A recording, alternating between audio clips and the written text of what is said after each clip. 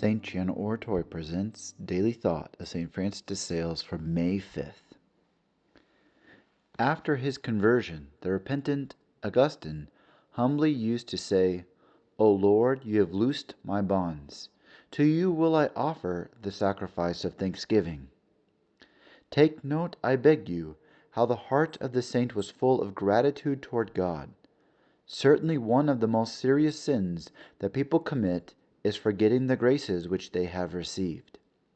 This defect has its roots in the failure in the first place to acknowledge the debt contracted with divine goodness for all his graces and benefits. When this ingratitude resides in the intellect, it is truly bad and dangerous, because it passes on to the will and becomes such a vice that it makes a person completely forgetful of the debt of gratitude he or she owes to God. This is the greatest of all evils and one of the major impediments to grace. From the life of St. Francis de Sales. On May 5th, 1613, Francis de Sales was preaching in the principal church of Turin, in the presence of the princes of the court. Through forgetfulness, the Archbishop of Turin had not asked him to put on the mantle, which, as a matter of courtesy, was used by Italian bishops when preaching in another diocese. Francis did not think of it, and mounted the pulpit dressed as a simple priest in surplice and stole.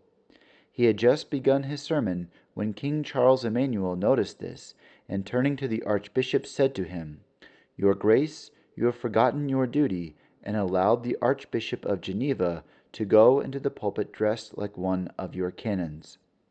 The prelate excused himself, saying that he had forgotten all about it. The king would not accept this excuse, so the good Archbishop took off his own mantle before all the congregation and asked a priest to take it to the preacher and beg him to put it on. Very calmly, Francis interrupted his sermon, made a deep bow, and turning to the Archbishop said, I do not merit this honor, your Grace, but I will put it on out of obedience.